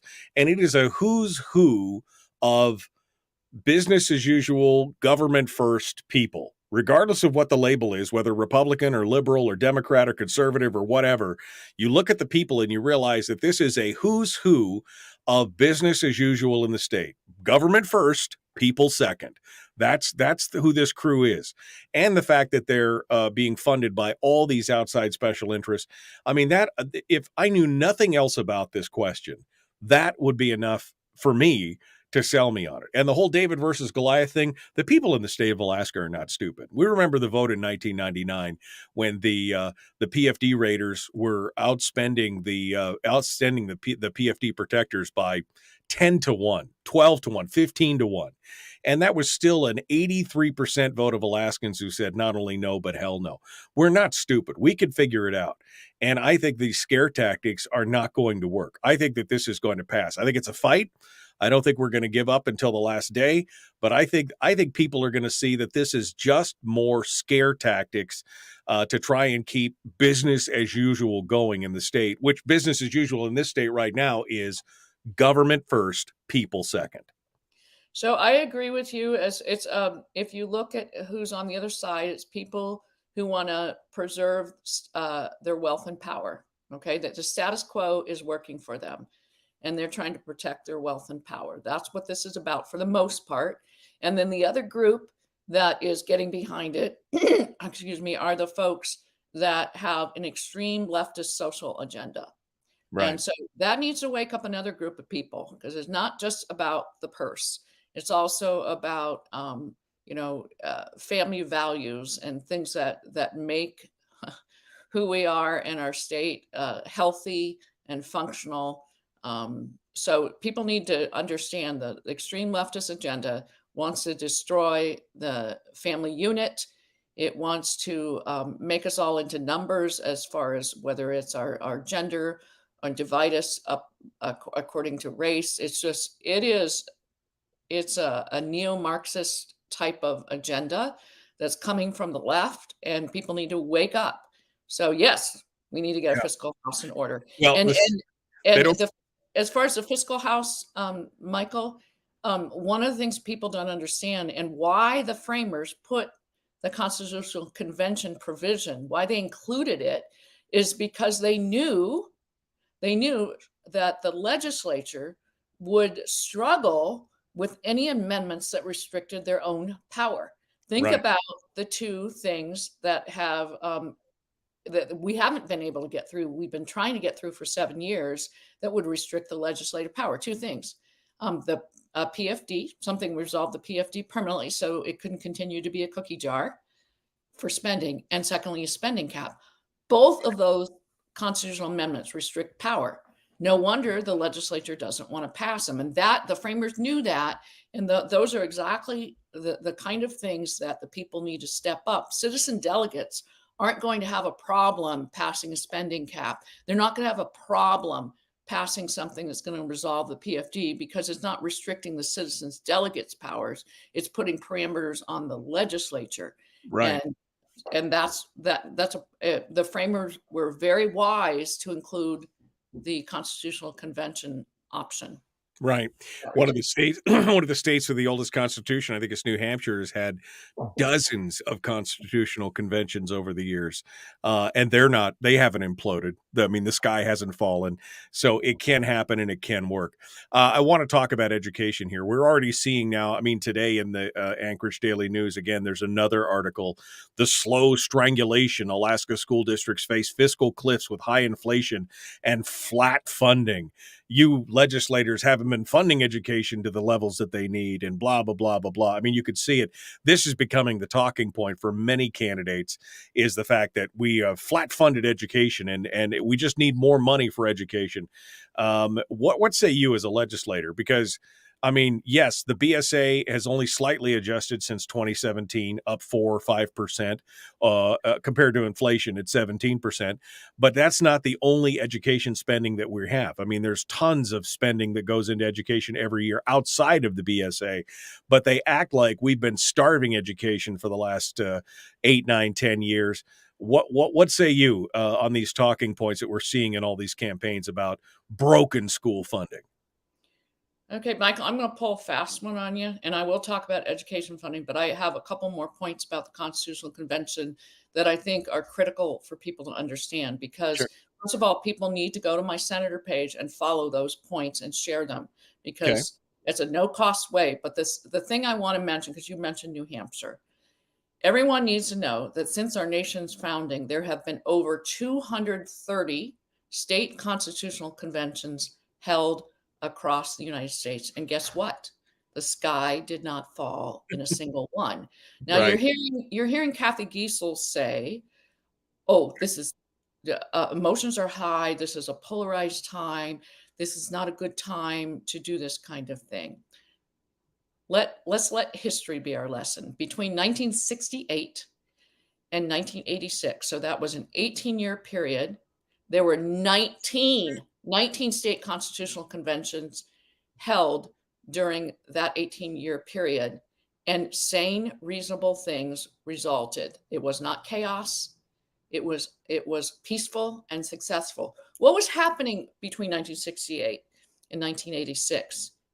Vietnam War, Civil Rights Movement, assassination of Martin Luther King, the women's lib movement, 2 oil crises, the Iran hostage situation, Watergate.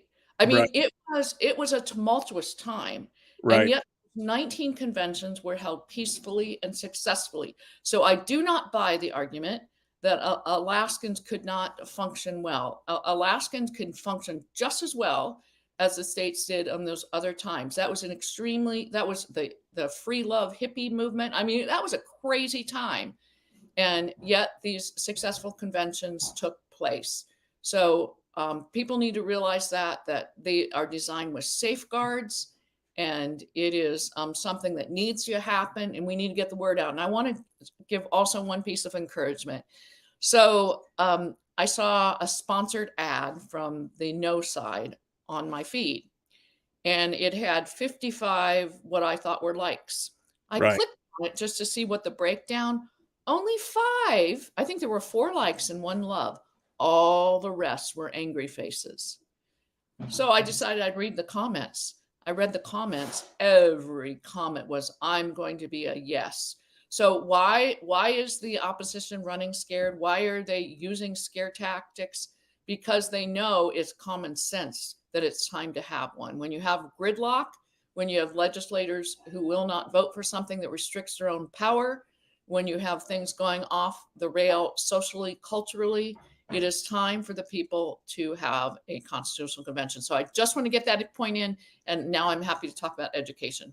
Well, good. I'm actually going to hold you over because we're up against the break again. So I'm going to hold you over to the next segment. We'll finish this up with Shelley Hughes, our guest. The Michael Duke Show continues. We're going to continue with her here in just a hot second.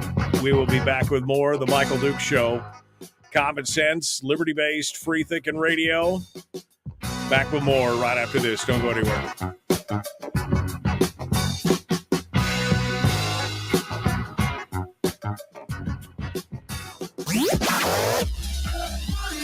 Our light, our guide, and our trusted friend. Michael Duke Show.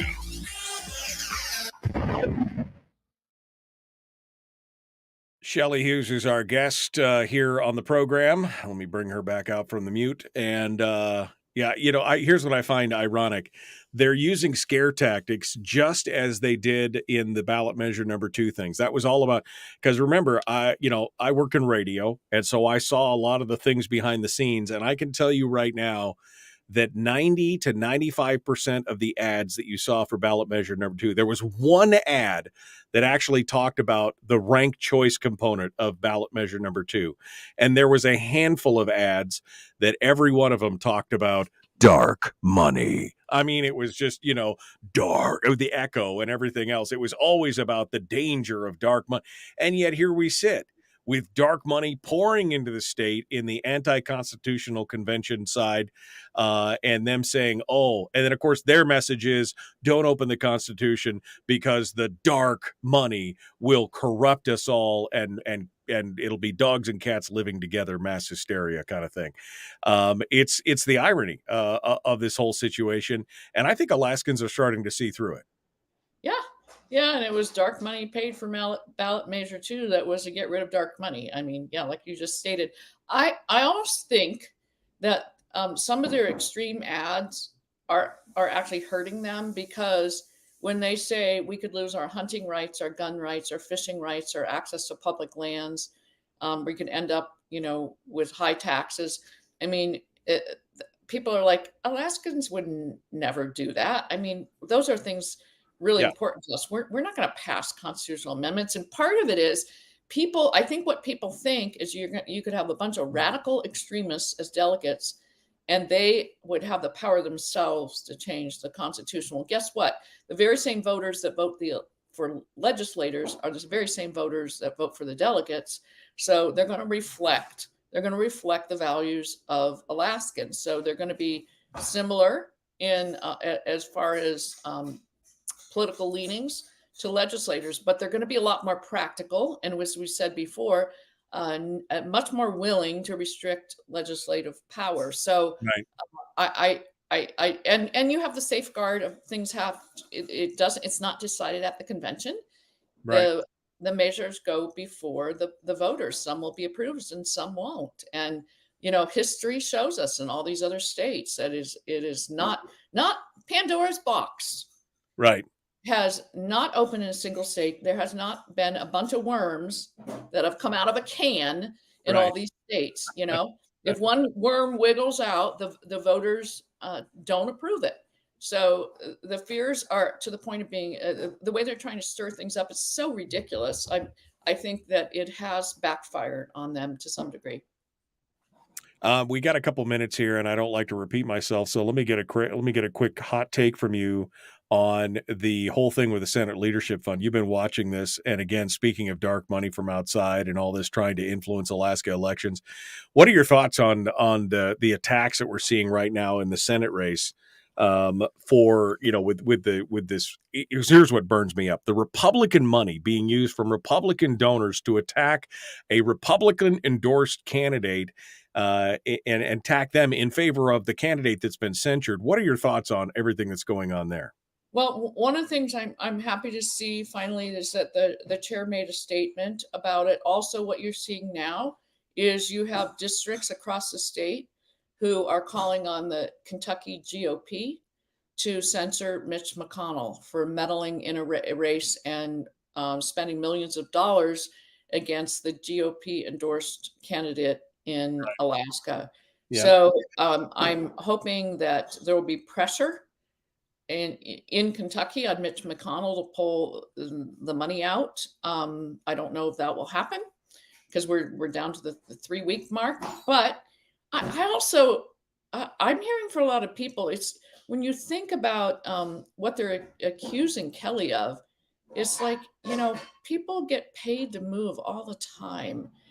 And I don't know. It seems kind of petty Yeah. and not that big of a deal. If that's the most they can come up with, it's like, okay. And it's also, it screams desperation, Right. screams desperation on Murkowski's part. So they apparently have polling that Lisa's in real trouble.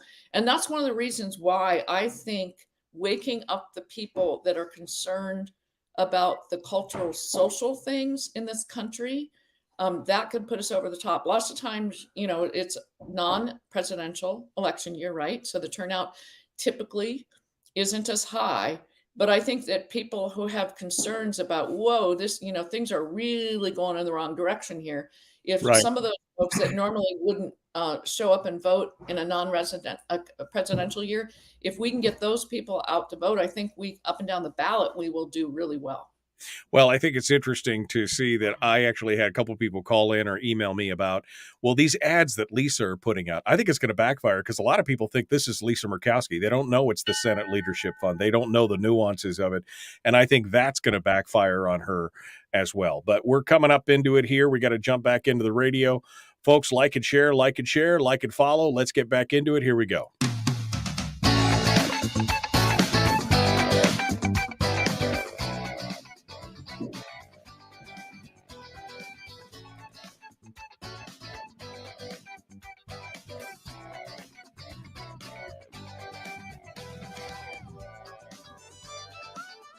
All right, welcome back. One final segment of the show this morning. Shelley Hughes is with us, senator running for re-election, but really focusing on a lot of things. We just finished up with the con, but I did want to get into this education thing because I'm seeing this now as becoming the issue for many candidates. And the newspaper, of course, is running with it all over the place. You've seen all the candidates talk about, how we've ignored the funding for students in schools, and we hate children because we haven't increased the BSA and all this other kind of stuff. And the funding is behind because of it. Of course, none of this taking into account all the ancillary spending that we've seen on education over the years. The base student allocation has increased by just under 5% since 2017. Inflation is higher, no doubt about it, but this doesn't count any of the other monies that were spent. Shelley, this has become the issue. What do you say as you look at this and you look at how this shapes out? What are your thoughts on it? And actually, this, if you look at it, this is actually planned by the NEA to focus on the funding. So that is their strategy right now for the 2022 election, is move the conversation about public schools to funding. Why? Because they're in trouble on some of the other fronts, as far as some of the stuff they're trying to slip into the curriculum and the policies they're trying to slip into the schools. And as I said early in the program, nationally, including very liberal large cities, 71% of Americans are very concerned about what's happening in the public schools. Are they concerned about funding? No, those 71% are not concerned about funding. They are concerned about what they're weaving into the curriculum and the school policies. So NEA has a big push to get the conversation back to funding, right, and classroom size. So people need to be aware of that. That's and Anchorage Daily News, who's ever running those ads, they are playing in to the NEA's strategy to try to change the conversation. Well, and the disingenuousness, that's what gets me about this. The disingenuousness of, we haven't increased school funding in years. And many people who don't understand it will go, oh, really? That's not right. We should do. Not understanding that the base student allocation is just the base. Everything is then added on top of that. And like you said, I think you're right. I think this is a deceptive, pay no attention to the man behind the curtain issue, considering things like scholastic achievement, graduation rates, critical race and the gender policies and all the other school board things that are going on. The fact that we can't get freaking bus drivers in this state. I mean, these are all things that are going on right now to see how bad. And of course, the response to COVID, how some schools didn't open up and didn't want to open up and everything else. People are frustrated and they feel like they're not being heard when it comes to their children's education. I think this too may backfire. Yeah, I think they are peeved. And in Alaska, as far as funding, I want to tie accountability to funding. And we spent a number of years focusing on the K through third, proficient reading by the end of third grade. And that's great. needed. Yeah, should have done it right away. Again, being wrapped around the axle on the PFD, 7 cohorts of children lost out because of being wrapped around on the PFD issue. So thankful that finally passed. But now we've got to look at grades 4 through 12 and what's happening. And it's not a pretty picture. And somehow we have to bring accountability. And, my idea, your idea of how to do that. Oh, is NEA going to like that? Absolutely. I wouldn't mind giving a bonus to a teacher that could show great academic improvement in their class. But NEA would never Right, like. can't do that. Can't do that. Yeah. For performance. No. So yeah, but it's a total distraction right now from what people are most concerned about. And when the school day and the school boards and the administration is dealing with all these other policy things, the gender, the race issue. By the way, there's a wonderful article on the Lincoln Institute that basically talks about how critical race theory is in completely counter and opposite what Martin Luther King taught. And Martin Luther King had it right. We are one human race. We don't judge people by our skin color. We judge them by the character of their character and their heart. And that is the way it should be. So what you have fundamentally, he believed we were all created equal, right? Just like the foundation of our country. Right. What you have, if you really pull things apart and look at what is being taught right now, and by the way, they're not calling it CRT, critical race theory. It's now DEI, diversity, equity, inclusion. They originally had it as diversity, inclusion, equity, but the acronym was DIE, die, so they had to switch the equity and inclusion.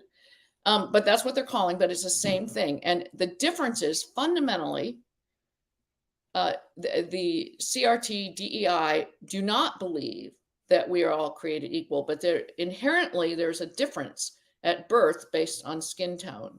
And so what you have to do is you have to suppress the power of some depending on their skin tone, and you have to reclaim power for those with other skin tones. And so it's basically opposite to a core principle of the foundation of our country, that we are all created equal. This is one human race. So be aware of that, because that's what it's all about. And I'm getting tired of the left's talking point. It's a couple years old now. It's kind of funny when you hear it, because they're just using it. And they say, oh, CRT is not in our schools. It's only in graduate schools at the university level. They're not teaching it in our schools. And I said, so I'm not saying that in 9th grade, you go to a class called CRT or DEI. I'm talking about a philosophy that is being woven in. And I have plenty of documentation that's current from NEA, what they are pushing. We have documentation of things got scrubbed off the Anchorage School Board's website. In the Matsu area, you're not going to see it on their website, because it's being pushed right now through a nonprofit, Rock Matsu, who is offering workshops and trainings for teachers and those who work with children and youth. And teachers are taking those courses.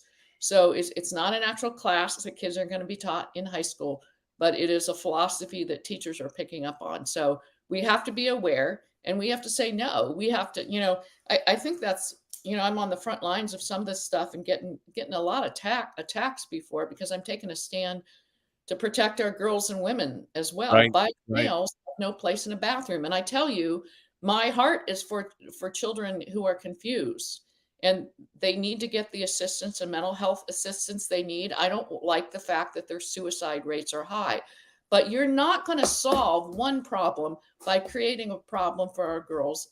On the other hand, girls' suicide rates are going to go up if we do this. In fact, their rate of depression, suicide in high school is nothing to ignore. It's significant. So you don't solve one problem by creating another problem elsewhere. Case in point, my opponent basically made a post that bio males should be allowed in girls' bathrooms. And by the way, if the girl feels uncomfortable, it's her job to go find another restroom. So, I mean, things are just topsy-turvy in the world we are in today. Right. And the education system is trying to usher these things in, which will fundamentally change our culture. So if we don't say no, if we don't take back our schools, America is not going to be the same. And so we have to, it's kind of at our door right now. And I am glad that 71% of the parents are not happy with our public schools. Well, So, again, this is reason 271 why I decided to homeschool my children early on because of that. And I think you're seeing more and more of that. I mean, of course, you saw it because of COVID and everything else. And now the question becomes, shouldn't we just basically institute more school choice? Shouldn't we just have vouchers or backpack funding or something like that? This would solve a lot of those problems because people are tired of fighting. They're tired of being ignored by school districts, by administrators, by school boards. And now is the time to just be able to take that money and to put it into your children in the way that you deem necessary. Shouldn't we be looking at school choice and backpack funding? absolutely. And that's another reason for the Constitutional Convention. The Supreme Court has ruled that public dollars can follow the child. And so we need to fix that in our Constitution. And for those, and I have a lot of friends that have devoted their lives as public school teachers, and they're very good school teachers.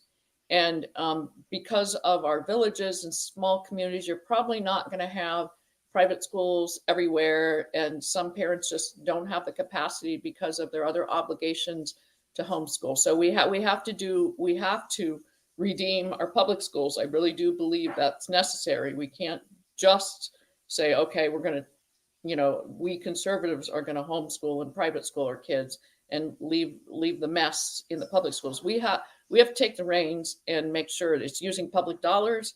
We need to make sure those public schools are doing the right thing. And for those who think the public schools are going to be decimated if we have school choice, you were wrong. Look at Florida. So right. I was really, really sad when my daughter and son-in-law moved to Florida because of work and life and such. Although it's a nice place to visit, but what they have there is the money follows the child. Guess what? Their public schools are doing really, really well. They have to put the grade, how the schools grade out on front, post it for the community and the family to see. Do you think if a school's got a D- or a C+, parents are going to keep their kids there? No. Yeah. So the schools are doing phenomenally well, and their scores are, just way up at the top. So does school choice mean the public schools are going to be destroyed? No, it means they're going to step up to the plate and do the right thing. State Senator Shelley Hughes, as always, it's a pleasure to talk with you. We'll keep fighting this fight. Thank you for coming on board and sharing with us. Go out to her page and listen to her daily points on the Constitutional Convention and more. Thank you, Shelley, for coming on board. We appreciate it.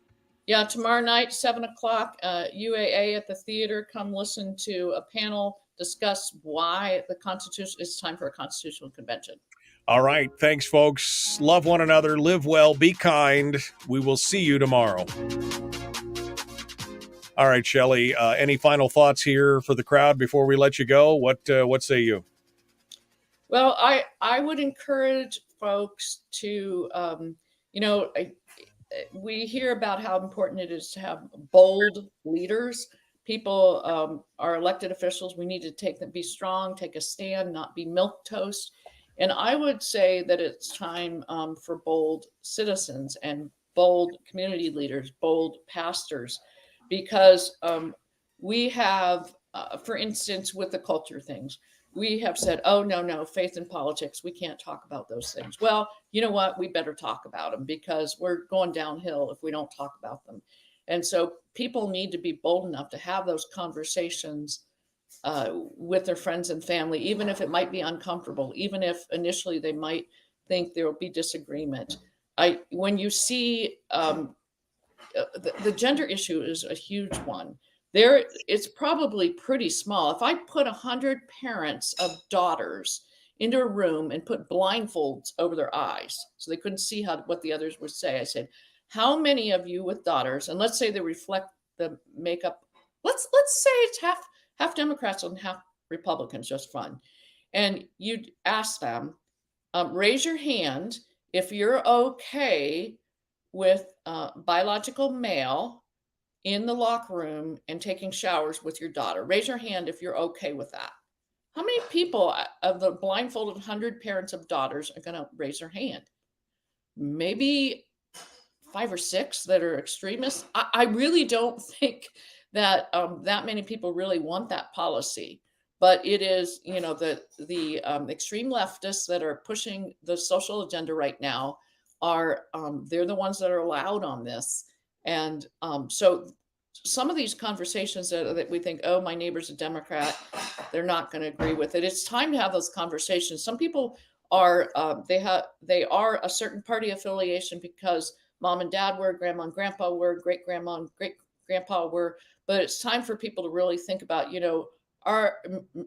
back in the, JFK would have been a conservative, now. So it's a different world we live in. I think we need to have those conversations, and people need to be bold. I'm not talking about people going out and getting in loud arguments with people. I'm talking about people having rational, logical discussions about what is happening in our state and our country, and to really get people to realize this election is important.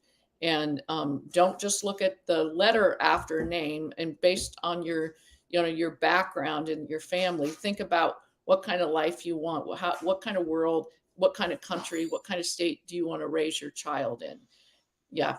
So that's what I have to say. I'm glad you said it. I'm glad you said it. I think this is the important stuff. These are the parts that need to be said out loud. We got to quit mamby-pambying around and be bold about this stuff. Be kind, but be bold. We got to be able to have a rational, reasonable conversation. It seems like we've got the fringes on both sides just trying to shout each other down. That's not going to work. That's not going to help. We need to work on this together. Shelley Hughes, our guest for today. Shelley, thank you so much for coming on board. As always, it's great to talk with you, and we look forward to seeing what happens come 3 weeks from today. Yeah, 22 days. All right.